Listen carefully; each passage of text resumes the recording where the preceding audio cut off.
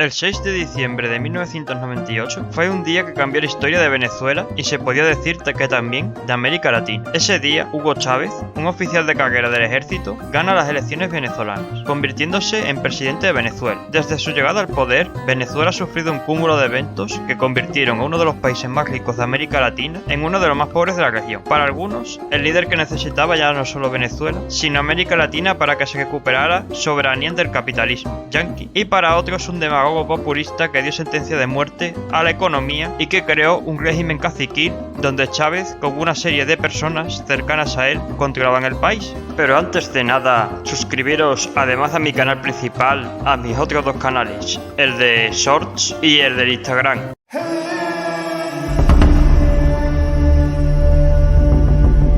Hugo Chávez Frías nació el 28 de julio de 1954 en la localidad de Sabaneta, en el oeste de Venezuela. Fue el segundo hijo de 6 hijos del matrimonio de Hugo de los Reyes Chávez y Elena Frías, ambos maestros de educación primaria. De pequeño se interesó por el béisbol, pintura, escuela creativa y teatro. Fue monaguillo y en 1966 completó la educación primaria en el grupo escolar Julián Pin y posteriormente cursó el bachillerato en el Liceo Daniel Florentino Olevi de Barinas, donde obtuvo el título de bachiller en ciencias en 1971. En 1975, Chávez se gradúa en la Academia Militar de Venezuela, donde se gradúa y recibe el título de licenciado en Ciencias y Artes Militares, en la especialidad de Ingeniería. Más tarde es ascendido a subteniente. Ese mismo año realiza un curso de comunicación en la Escuela de Comunicación de Electrónica de las Fuerzas Armadas. En 1977 es ascendido a teniente y 2 años después realiza el curso medio de blindados del Ejército en 1979, donde ocupa el primer lugar entre todos los alumnos. En 1982 es ascendido a capitán y un año después realiza el curso avanzado de blindado, donde ocupa nuevamente el primer lugar entre todos los alumnos. Por esa época es donde Chávez comienza a interesarse por la política, pues mientras realiza el curso avanzado de blindados funda en 1982 el Movimiento Bolivariano Revolucionario 200, en alusión al nacimiento de Simón Bolívar, el ídolo de Chávez. El 17 de diciembre de 1982, coincidiendo con el aniversario de la muerte de Bolívar, Chávez jura frente al samán de Huere, una especie de árbol muy icónico en Venezuela, junto a unos oficiales de alto rango medio con ideologías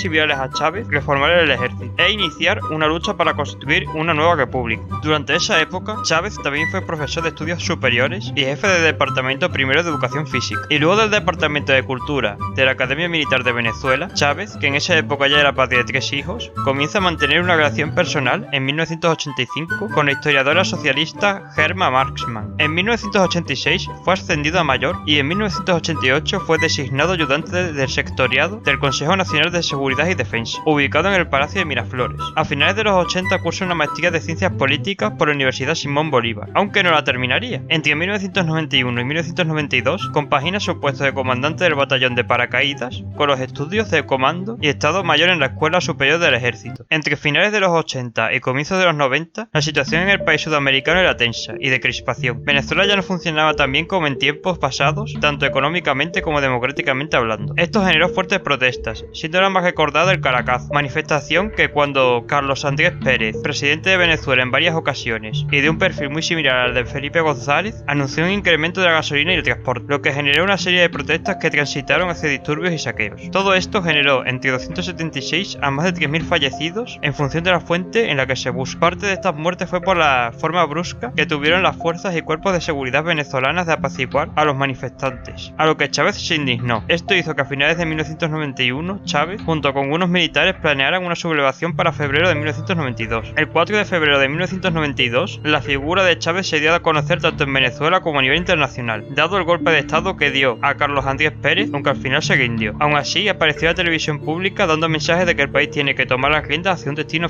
mejor. El golpe causó 14 muertos y 53 heridos, aunque las estimaciones extraoficiales ubican dicho saldo a 50 muertos y más de 100 heridos. Chávez fue llevado como prisionero al cuartel San Carlos en el del norte de Caracas. Al día siguiente de la rebelión, Rafael Caldera, líder de la derecha venezolana, llegó a justificar el golpe de Chávez alegando la mala gestión económica de Carlos Andrés Pérez y pocos días después reubican a Chávez de prisión, esta vez a la cárcel de San Francisco de Yari. En 1993 hay elecciones generales donde gana Chávez. Desde la prisión llama la abstención, elecciones que gana Rafael Caldera. Chávez es liberado el 27 de marzo de 1994 por el nuevo gobierno de Caldera. quien necesitaba la liberación de Chávez para que los partidos más escorados a la izquierda le dejaran gobernar durante su periodo en la cárcel pública un libro Cómo salir del laberinto, mientras su popularidad empieza a dispararse. Fidel Castro, quien había perdido apoyos por todo el mundo con la caída de la Unión Soviética, ve a Chávez como un posible aliado estratégico, a lo que Castro invita a Chávez a Cuba a finales de 1994. Aquí es donde Chávez decide que tiene que presentarse a las elecciones de 1998. Entre 1995 y 1997, Chávez recorre Venezuela explicando su proyecto, que se basó en la necesidad de convocar una Asamblea Nacional Constituyente que refunde la República. Durante la campaña electoral, Chávez llegó a afirmar que impondría el llamado capitalismo con coste humano, que era moderado, que Fidel Castro era un dictador y que no haría expropiaciones. También llegó a reunirse con políticos socialdemócratas de países como el Reino Unido, Tony Blair, Estados Unidos, Al Gore, y también el antiimperialista se llegó a reunir con el mismísimo David T. Rockefeller. Chávez, mediante la coalición del Polo Democrático, una coalición en la que habían hasta 9 partidos, el Movimiento Quinta República, el Partido de Chávez, el Movimiento al Socialismo, el Partido Comunista de Venezuela y otros partidos menores, gana las elecciones con el 56,20% de los votos, convirtiéndose en el primer líder del llamado socialismo del siglo XXI en entrar al poder. El gobierno de Chávez se caracterizó por 3 periodos. El primero, que va desde su llegada al poder a 2001, el segundo, que va de 2001 a 2007 con la refundación de su partido, el último, que va desde 2007 hasta su fallecimiento en 2013. A Chávez la moderación le duró bastante poco, pues lo primero que hizo como presidente, después de ser investido y jurar sobre la Constitución de 1961, fue convocar un referéndum para modificar la Constitución. Este referéndum se realizó el 25 de abril de 1999 y pese a que solo votó el 37,8% del censo, salió el sí con el 81% de los votos. Haciendo una regla de 3 te sale que la mayoría del censo no quería un cambio en la Constitución, pero como buen sátrapa, Chávez hizo la cacicada y convocó a una asamblea que en un plazo de 6 meses tenía que redactar una nueva Constitución. El 23 de mayo de 1999 ocurrió un acontecimiento histórico en la historia de la televisión mundial. Se emite el primer programa del programa Aló Presidente, programa propagandístico que se emitía los domingos desde las 11 de la mañana hasta las 5 de la tarde en la televisión pública y se enaltecía la figura de Chávez, programa que inspiró a Joseda para crear su canal de YouTube A los Joseda. A finales de año se vota la nueva Constitución, elaborada meses antes por el proceso constituyente, que si bien no fue aprobada por más del 50% del censo electoral, sí sacó más del 50% de los votos. Esto hizo que Chávez volviese a dar otra cacicada más y aprobara la nueva Constitución de Venezuela de 1999. Ese mismo día, El Tiempo, intuyendo cómo sería el gobierno de Chávez, hizo que Chávez tuviera su primera crisis grave de gobierno, pues las fuertes lluvias hicieron que se pronunciaran deslices de tierra, tormentas e inundaciones, a lo que Chávez se dedicó más a politizar la ayuda humanitaria, no quiso ayuda de Estados Unidos, que solucionar de verdad la situación. Al año siguiente, Chávez adelanta las elecciones, que gana con el 59,76% de los votos y logra la mayoría de escaños en la nueva Asamblea de Venezuela. Elecciones que, según el Centro de Monitoreo de Decisiones Carter, uno de los más prestigiosos del mundo, no fueron libres. Durante el resto de su primer periodo del gobierno de Chávez, algunos de los hechos más destacados fueron la visita a Irak para reunirse con Saddam Hussein, para reforzar el poder de la OPEP, permitir que las mujeres entren en el ejército venezolano, impulsar un referéndum sindical en el que se le pregunta a la población si quería cambiar a los líderes sindicales y tener un conflicto con Colombia por la captura de un guerrillero colombiano en territorio venezolano, y que Chávez en un primer lugar no quiso darle al guerrillero a las autoridades colombianas, aunque al final fue extraditado. Los primeros años del segundo periodo presidencial fueron los más turbulentos del gobierno de Chávez. Chávez, mediante la nueva constitución, impulsó un conjunto de leyes, incluida la ley de tierras, una reforma agraria, una ley de hidrocarburos y una ley de pesca, aunque algunas de estas leyes fueron penalizadas por la oposición. En noviembre de 2001 volvió a tener otro conflicto diplomático con Estados Unidos, dado que la televisión pública venezolana publicó fotos de niños muertos durante el bombardeo de Afganistán, a lo que Chávez dijo que esa guerra consistía en terroristas contra terroristas. A finales de 2001, Chávez sufrió la primera huelga general. Aún así, la oposición que convocó la huelga no logró el objetivo de retroceder al gobierno con el paquete de medidas habilitantes. Pero eso sí, Chávez admitió que fue una huelga importante. Esto lo hizo para evitar el conflicto. Aún así, el año 2002 fue muy revuelto en Venezuela y sobre todo para Chávez. Entre la manifestación del 23 de enero de 2002, donde 20.000 personas se manifestaron en Caracas y costó la dimisión de Luis Miquelena, ministro del Interior, y que durante los primeros meses de 2002 varios altos cargos públicos pidieran la dimisión de Chávez, el 7 de abril de 2002, en un aló presidente, Chávez realiza una purga en la que se despide a altos cargos tanto de gobierno como de PDVSA, la empresa pública de hidrocarburos, que eran incómodos para Chávez. 2 días después, la oposición convocó otra huelga para apoyar a los gerentes de PDVSA, convocando el 11 de abril una marcha que, si bien iba con destino a la sede de PDVSA, se desvió hacia el Palacio de Miraflores, el cual se encontraba rodeado por manifestantes partidarios de Chávez.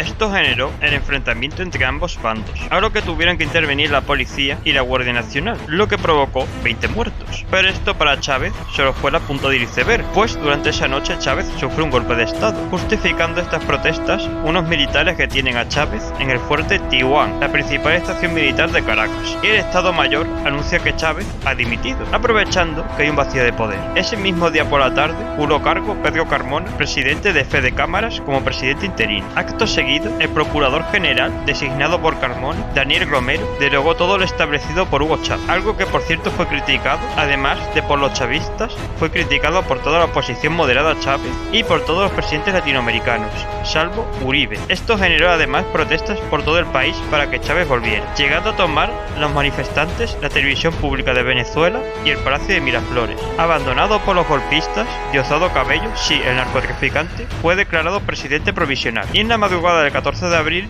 un grupo de comando libera a Chávez y lo traslada a Caracas por vía aérea. Diosdado le transfiere el poder a Chávez y este se dirige a la nación mostrando un crucifijo y llamando a la calma. Chávez consideró que sufrió un golpe de estado, si bien el 14 de agosto de 2002, el Tribunal Superior de Justicia venezolano consideró que Chávez no sufrió ningún golpe de estado. La cosa siguió tensa, pues el 22 de octubre de 2002, varios militares que estuvieron implicados en el golpe de abril se pronunciaron contra el gobierno en la Plaza Altamira, declarándose la desobediencia. Día a día más militares se unieron en la protesta hasta alcanzar a unos 120 oficiales. El gobierno decidió no recuperar ni sofocar la protesta militar. A finales de 2002 y comienzos de 2003, Chávez sufrió un paro que en un primer momento iba a ser de un día, pero acabó siendo 62 días. La petición de estos huelguistas era la dimisión de Chávez, o si no pudiera ser esto, que Chávez se sometiese a una cuestión de confianza. Finalmente, las pérdidas ocasionadas en lo económico por un paro de 62 días, de hecho Chávez tuvo que llevar a exemplados de PDVSA para que esta pudiera funcionar, hicieron que los huelguistas dejaran el paro indefinido el 13 de febrero. Una de las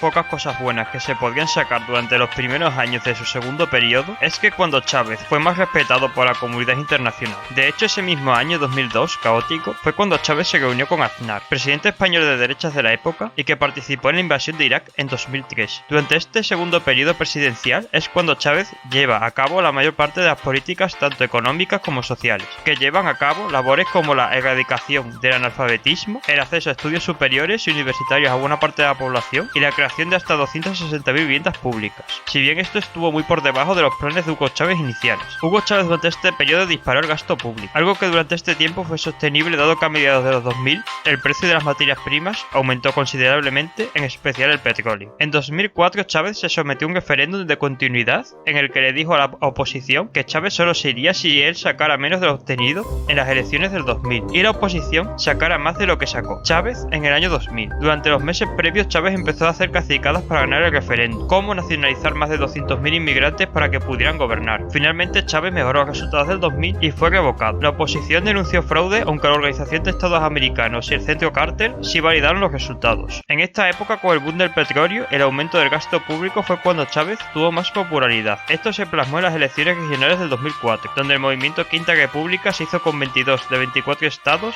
y el 90% de las alcaldías. Ya todo el mundo sabía de qué iba Chávez, pero no fue hasta 2005 cuando empezó a radicalizarse, pues ese año fue donde empezó a sacar una ley de tierras que aprobó su gobierno en 2001. Supuestamente esta ley servía para expropiar latifundios y tierras improductivas para dárselas a gente que quería trabajar, alejando que esto mejoraría la seguridad alimenticia en el país y que mejoraría la soberanía alimenticia, haciendo que se pronunciara en la revolución. Y realmente sirvió para amenazar y destruir económicamente a sus opositores, como le pasó al ex embajador Diego Agria, a quien le expropiaron 2 fincas de 373 y 41 hectáreas, y al ex gobernador de Maracaibo, Manuel Rosales, quien le expropiaron la finca La Milagrosa. En los últimos 14 años de Chávez se expropiaron más de 3,6 millones de hectáreas mediante el uso de la ley de tierras y el desarrollo agrario. En 2005, Chávez se lleva todos los escaños del Parlamento debido a la abstención de la oposición, quien creía que esas elecciones iban a ser fraudulentas, algo que la OEA y la UE les resultó sorpresivo, pues Chávez cumplió con todo lo prometido a la oposición. En 2006, Chávez hace algo no muy propio de un socialista bolivariano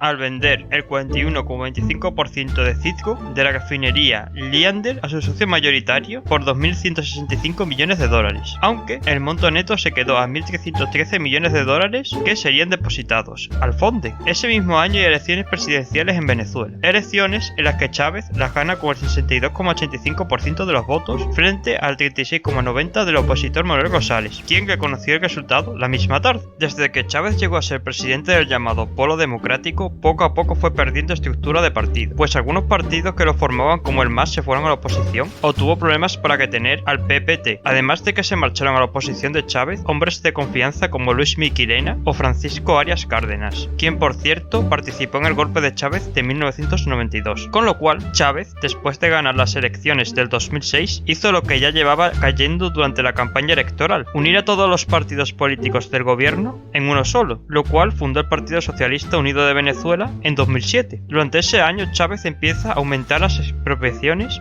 con la excusa de llevar a Venezuela hacia el llamado socialismo del siglo XXI. Chávez expropia la empresa de telefonía CanTV y su filial Movilnet, si bien pacta un precio de indemnización de 512 millones de dólares. También compra la empresa de electricidad de Caracas, al comprar el 92,98% de las acciones de la compañía. A finales de 2007, Chávez tiene problemas diplomáticos con Colombia, por hechos relacionados con el acuerdo humanitario, un acuerdo para llevar a intercambiar secuestros de guerrillas como guerrilleros presos, y sobre todo con España, donde en la 17ª cumbre iberoamericana el emérito soltó su famosa frase: ¿Por qué no te callas? Por favor, no hagamos diálogo. Han tenido tiempo para plantear su posición. El 11 de septiembre de 2007, Chávez anunció el descubrimiento de una supuesta conspiración para llevar a cabo un golpe de estado contra Chávez. A finales de ese año, Chávez sufre el único varapalo electoral al perder el referéndum constitucional de 2007, en la cual se votaba para modificar hasta 69 artículos de la Constitución venezolana, siendo la más importante la de convertir Venezuela en un estado socialista. Durante esa época, la deuda empezó a aumentar. En 2008 se celebraron de nuevo elecciones regionales en Venezuela, elecciones que ganó el oficialismo, consiguiendo la mayoría en 20 de 23 parlamentos regionales, además del 80% de las alcaldías. En 2009, Chávez ya llevaba 10 años en el poder, y es que la Constitución de 2009 solo permitía gobernar por un periodo de 10 años, a lo que Chávez organizó un referéndum para quitar el límite de mandatos, además de poder volverse a presentar a las elecciones. Este referéndum, realizado el 15 de febrero de 2009, sería a favor de la propuesta de Chávez con el 54,86% de los votos. Sin embargo, la oposición denunció cierto ventajismo de las fuerzas del sí sobre las fuerzas del no. Ese mismo año a Chávez le asaltaron otros dos escándalos: el arresto de María Lourdes Saffiuni, abogada que liberó al empresario bancario Diego Cedeño, a lo que Chávez en televisión pidió 30 años de prisión para ella y expulsó del país a la Comisión Internacional de Derechos Humanos, y poco después, ya en 2010, Chávez rompe relaciones diplomáticas con Israel después de un ataque del gobierno israelí sobre la Franja de Gaza. Chávez expulsa al embajador israelí de Venezuela. Esa misma noche se produjo un ataque contra la sinagoga de Tiferet, Israel. El gobierno de Israel responsabilizó a Chávez del atentado, a lo que Chávez en la televisión pública empezó a maldecir a Israel. Hasta entonces, si Chávez era todo un cacique y un cantamañanas que había tenido líos diplomáticos con líderes de todo el mundo, pero la economía venezolana, por lo menos dentro de su locura, funcionaba. Pero a partir de 2009 las cosas en el país empezaron a funcionar mal. ¿Os acordáis que Chávez compró en 2007 la empresa de electricidad de Caracas? Pues bien, Chávez no gestionó bien esa empresa, dado que la gente que puso al mando no tenía conocimiento sobre cómo funcionaba el suministro eléctrico. Si a eso le sumamos el fenómeno del Niño, esto hizo que en Venezuela empezaran a haber cortes eléctricos por el país y apagones, a lo que Chávez tuvo que racionar la electricidad en el país, salvo en Caracas, donde se aplicó un programa de ahorro energético con penalizaciones. El de junio de 2010, el racionamiento fue suspendido debido a la recuperación de los embalses por la temporada de lluvias y para no interrumpir la transmisión de la Copa Mundial de Fútbol de 2010. Todavía no había concluido la crisis, pero Chávez afirmó que ya pasó lo peor. En el primer trimestre de 2010, el PIB venezolano cayó un 5,8%. Este año fallece de hambre el agricultor Franklin Brito, que fue un productor agrícola que ganó notoriedad internacional debido a una disputa de propiedad de terrenos y a la huelga de hambre que llevó a cabo para protestar en contra de la expropiación de sus terrenos. El 30 de agosto de 2010, y por si no fuera poco también, en 2010 estalla el caso Fedeval, empresa pública que compraba 5 veces más comida que de la que se podía redistribuir, de la cual Chávez no quiso tomar ninguna responsabilidad. En 2012 se celebraron elecciones presidenciales en las que la oposición, dirigida por Enrique Capriles, consigue el mejor resultado electoral electoral posible desde que Chávez es presidente, obteniendo el 44,37% de los votos frente al 55,0% de los votos de Chávez, quien empezó a empeorar su estado de salud. Capriles reconoció los resultados y pidió respeto para la oposición. El 16 de diciembre de 2012 se realizaron las elecciones regionales, donde el PSU obtuvo 20 de los 23 gobernadores de estado y 22 de 23 consejeros legislativos estatales. Al comienzo de 2013 el estado de Chávez se agravó, lo que tuvo que delegar varias atribuciones a Nicolás Maduro, que hizo a Chávez bueno, y Chávez durante los meses de enero y febrero de 2013 redactó algunos decretos. El 5 de marzo de 2013 a las 4:25 de la tarde, Chávez fallece a la edad de 59 años a causa de un infarto fulminante en medio de 2 años de batalla contra el cáncer. Chávez deja una deuda de 25.000 millones de dólares a una de más de 100.000, más de 1.000 empresas públicas expropiadas, siendo la mayoría quebradas. El aumento de importación de alimentos por 5, dado la caída de la producción por sus políticas agrarias. El aumento del crimen y sobre todo el destrozo de la que era la democracia más vieja de Sudamérica. Sí, con Chávez en el poder el desarrollo económico y social del país aumentó. A eso no le quitó mérito, pero este mérito no se ejecutó mediante la mejora del sector productivo,